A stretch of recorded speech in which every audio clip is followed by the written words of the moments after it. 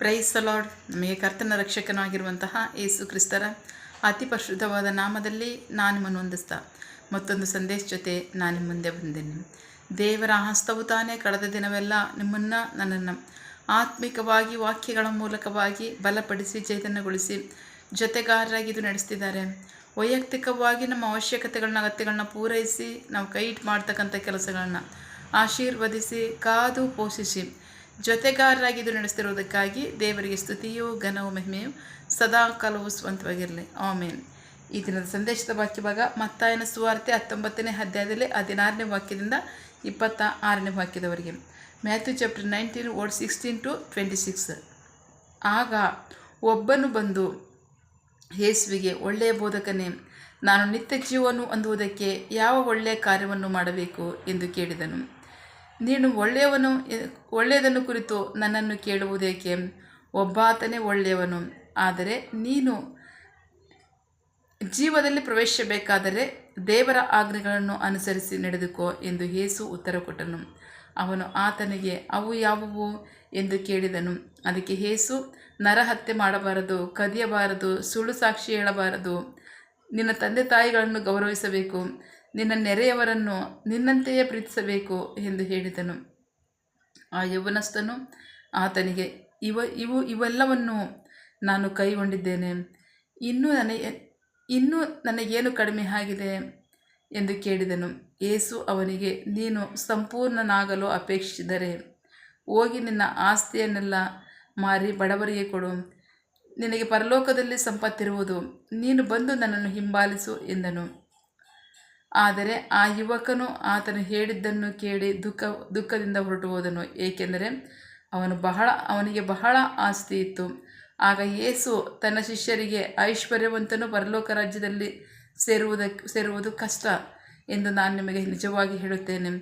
ಐಶ್ವರ್ಯವಂತನು ದೇವರ ರಾಜ್ಯದಲ್ಲಿ ಸೇರುವುದಕ್ಕಿಂತ ಸೂಜಿಯ ಕಣ್ಣಿನೊಳಗೆ ಒಂಟೆಯನ್ನು ಸುಡುವುದು ಸುಲಭ ಎಂದು ಪುನಃ ನಿಮಗೆ ಹೇಳುತ್ತೇನೆ ಎಂದನು.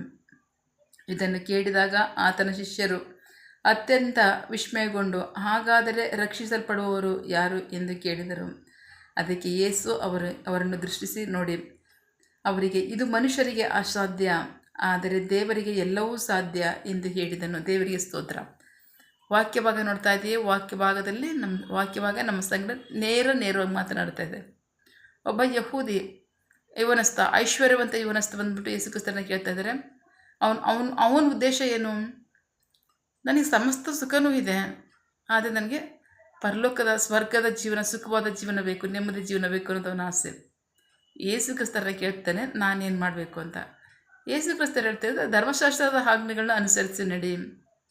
ಸೊ ಅವನು ಹೇಳ್ತಾ ಇದ್ದಾನೆ, ನಮ್ಮ ಚಿಕ್ಕ ವಯಸ್ಸಿಂದ ಇದನ್ನೆಲ್ಲ ಅನುಸರಿಸಿ ನಡೀತಾ ಇದ್ದೇನೆ, ಆದರೆ ನನಗೆ ಇನ್ನೇನು ಕಡಿಮೆ ಇದೆ ಅಂದಾಗ, ನಿನಗೊಂದು ಕಡಿಮೆ ಇದೆ, ನಿನಗೆ ಇರ್ತಕ್ಕಂಥದ್ದನ್ನ ಮಾರಿ ಬಡವರಿಗೆ ಕೊಡು, ನೀನು ನನ್ನನ್ನು ಹಿಂಬಾಲಿಸು.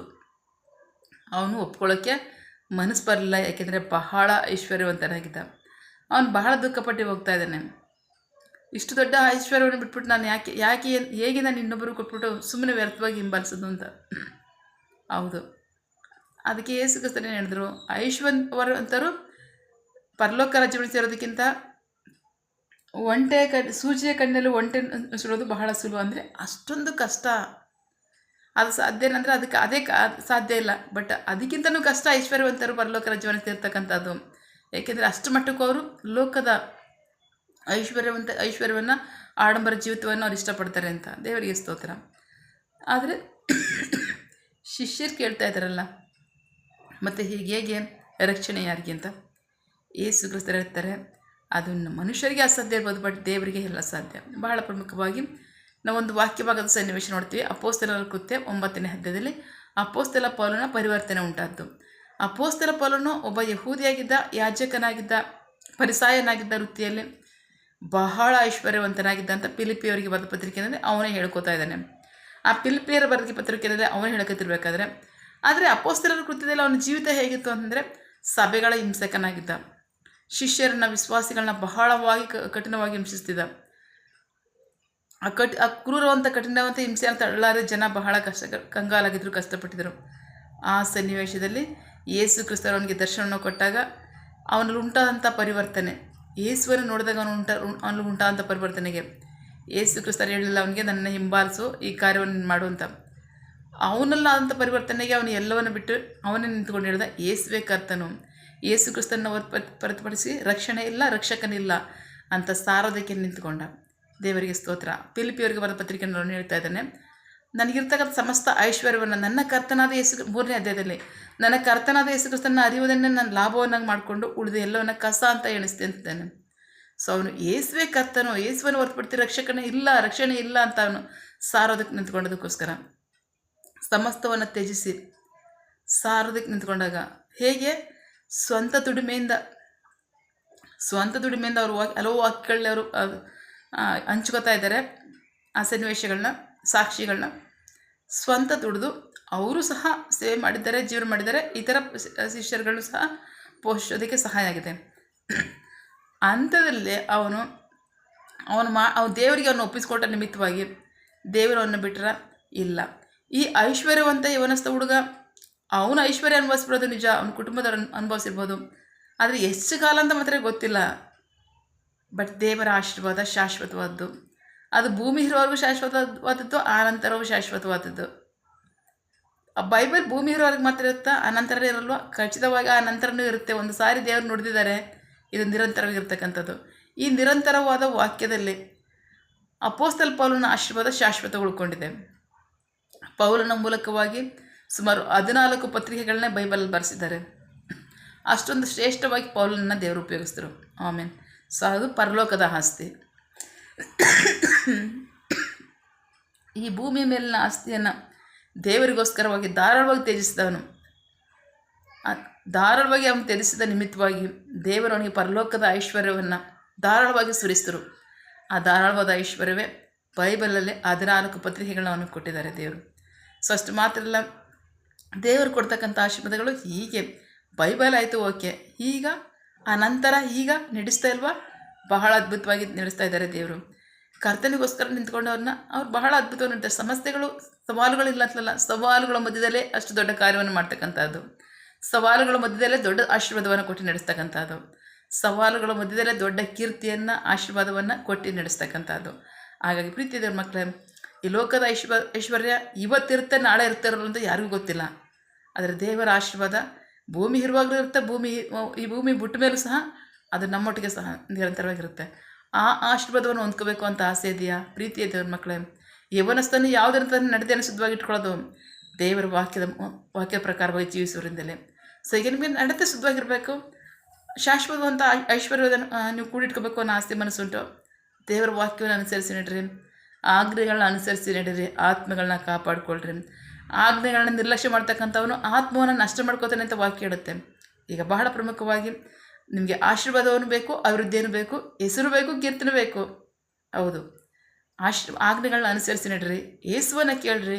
ಯೇಸು ನಿಮ್ಮನ್ನು ಆಶೀರ್ವದಿಸುವವರಾಗಿದ್ದಾರೆ, ಅಭಿವೃದ್ಧಿಯನ್ನು ಮಾಡುವವರಾಗಿದ್ದಾರೆ, ಕೀರ್ತಿಯನ್ನು, ಸಂಪತ್ತನ್ನು ಕೊಡುವವರಾಗಿದ್ದಾರೆ, ಹೆಸರನ್ನು ಕೊಡುವವರಾಗಿದ್ದಾರೆ. ಸೊ ಹಾಗಾಗಿ ನಿಮಗೆ ಅವಶ್ಯಕತೆ ಏನು? ಪ್ರೀತಿದ್ರ ಮಕ್ಕಳೇ, ಶಾಶ್ವತವಾದ ಆಶೀರ್ವಾದ ಬೇಕಾ? ದೇವ್ರನ್ನ ಕೇಳ್ಕೊಳ್ಳಿ. ಇಹಲೋಕದ ಆಶೀರ್ವಾದ ಬೇಕಾ? ಕೇಳೋ ಅವಶ್ಯಕತೆನೇ ಇಲ್ಲ ದೇವ್ರನ್ನ. ಸೊ ಹಾಗಾಗಿ ಆ ಇಹಲೋಕದ ಆಶೀರ್ವಾದವು ಸಹ ಅವ್ರ ಕೈಲೇ ಇದೆ, ಅವರು ಅದನ್ನೇ ಕೊಡೋರಾಗಿದ್ದಾರೆ. ಸೊ ಹಾಗಾಗಿ ನಂಬಿಗಸ್ತರಾಗಿ ದೇವರ ವಾಕ್ಯಕ್ಕೆ ವಿಧೇಯರಾಗ್ರಿ, ವಾಕ್ಯದ ಆಶೀರ್ವಾದಗಳನ್ನೇ ಸ್ವಂತ ಮಾಡ್ಕೊಳ್ಳಿ. ಆಮೇಲೆ ಪ್ರಾರ್ಥಿಸಿಕೊಳ್ಳೋಣ. ಸಕಲ ಸೃಷ್ಟಿಕರ್ತನೆ, ಸರ್ವಾಧಿಕಾರಿಯೇ, ಸಾರ್ವಭೌಮನೇ, ಉನ್ನತನೇ, ಮಹೋನ್ನತನೇ, ಮಹಾಪರಿಶುದ್ಧನೇ, ಪ್ರೀತಿ ಸ್ವರೂಪನೇ, ನೀತಿವಂತನೇ, ಅಧಿಪತಿಯೇ, ಸೇನಾಧೀಶ್ವರನೇ, ಇರುವಾತನೇ, ಸರ್ವವ್ಯಾಪೇಸಪ್ಪ, ಇದನ್ನೇ ವಾಕ್ಯಗಳ ಮೂಲಕವಾಗಿ ನಮ್ಮ ಸಂಘ ಮಾತಾಡುವಂತಹ ನಿಮ್ಮ ಪ್ರೀತಿಗಾಗಿ, ನಂಬಿಗಸ್ತಿಗಾಗಿ ನಿಮಗೆ ಸ್ತೋತ್ರ. ಐಶ್ವರ್ಯವಂತನಾದಂತಹ ಯವನಸ್ಥನು ಅಪ್ಪ ನಿತ್ಯ ಜೀವನ ಹೊಂದ್ಕೊಳ್ಳೋದಕ್ಕಿಂತ ಲೋಕದ ಆಶೀರ್ವಾದವನ್ನೇ ಆಸೆಪಟ್ಟು ಸೋತಿ ಹಿಂಜಾರಿ ಹೋದಂತೆ ಸ್ವಾಮಿ, ನಿನ್ನ ಜನರು ಅಷ್ಟೊಂದು ಮೂರ್ಖರಾಗದೆ ನಂಬಿಗಸ್ತರಾಗಿ ವಾಕ್ಯಕ್ಕೆ ಬಿದ್ದರಾಗಿ ಹೇಗೆ ಅಪೊಸ್ತಲ ಪೌಲನು ಸಮಸ್ತವನ್ನು ತ್ಯಜಿಸಿ ನನ್ನ ದೇವರಿಗೋಸ್ಕರ ನಿಂತ್ಕೋತೀನಿ, ನನ್ನ ಕರ್ತನ್ನೇ ಯೇಸುವೆ ರಕ್ಷಕನಂತ ಸಾರ್ತೀನಿ ಅಂತ ನಿಂತ್ಕೊಂಡಾಗ ದೊಡ್ಡ ಐಶ್ವರ್ಯವನ್ನು, ಕೀರ್ತಿಯನ್ನು, ಆಶೀರ್ವಾದವನ್ನು, ಪರಲೋಕದ ಆಶೀರ್ವಾದವನ್ನು ಅವನಿಗೋಸ್ಕರವಾಗಿ ನೀವು ಧಾರಾಳವಾಗಿ ಸುರಿಸಿದ್ದೀರಾ. ಹಾಗೆ ನಿನ್ನ ಜನರು ನಂಬಿಗಸ್ತರಾಗಿ ವಿಧೇಯರಾಗಿ ಆಜ್ಞೆಗಳನ್ನ ಅನುಸರಿಸಿ ನಡೆದೆ ಆಶೀರ್ವಾದಗಳನ್ನ, ಕೀರ್ತಿಯನ್ನು, ಮಹಿಮೆಯನ್ನು ಅಧಿಕವಾಗಿ ಹೊಂದ್ಕೊಳ್ಳಿ. ನಿಮಗೆ ಮಹಿಮೆಯಾಗಲಿ, ನನ್ನ ಜನರಿಗೆ ಆಶೀರ್ವಾದ, ರಕ್ಷಣೆ ಉಂಟಾಗಲಿ. ಆಮೇನ್. ಪ್ರಾರ್ಥನೆ ಕೇಳಿದ ಪ್ರೀತಿಗಾಗಿ ನಿಮಗೆ ಸ್ತೋತ್ರ. ಆಮೇನ್. ನಿನ್ನ ಜನರು ಕೈ ಮಾಡ್ತಕ್ಕಂಥ ಕೆಲಸವನ್ನು ಆಶೀರ್ವದಿಸು, ಅವರ ಅವಶ್ಯಕತೆಗಳನ್ನ, ಅಗತ್ಯಗಳನ್ನ ಪೂರೈಸು, ಕೊರತೆಗಳನ್ನ ನೀಗಿಸು. ಆಮೇನ್.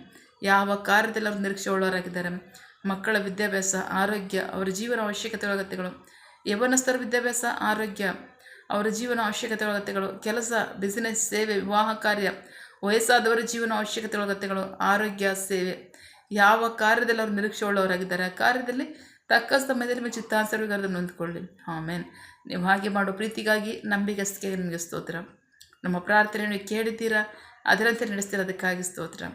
ನಮ್ಮ ಪ್ರಾರ್ಥನೆಯನ್ನು ನಮ್ಮ ರಕ್ಷಕನಾದ ಯೇಸು ಕ್ರಿಸ್ತರ ಅತಿ ಪರಿಶುದ್ಧವಾದ ನಾಮದಲ್ಲಿ ಪ್ರಾರ್ಥಿಸಿ ನಿಮ್ಮ ಪಾದಗಳು ಸಲ್ಲಿಸಿ ನಾವು ಬೇಡಿ ಹೊಂದಿದ್ದೇವೆ ನಮ್ಮ ಜೀವಗಳ ತಂದೆ. ಆಮೇನ್. God bless you all. ದೇವರು ತಾನೇ ಅದರ ವಾಕ್ಯಗಳ ಮೂಲಕವಾಗಿ ನಮ್ಮ ಸಂಘ ಮಾತನಾಡಿದ್ದಾರೆ, ನಮ್ಮನ್ನು ಆಶೀರ್ವದಿಸಿದ್ದಾರೆ. ಆಮೇನ್. All the best.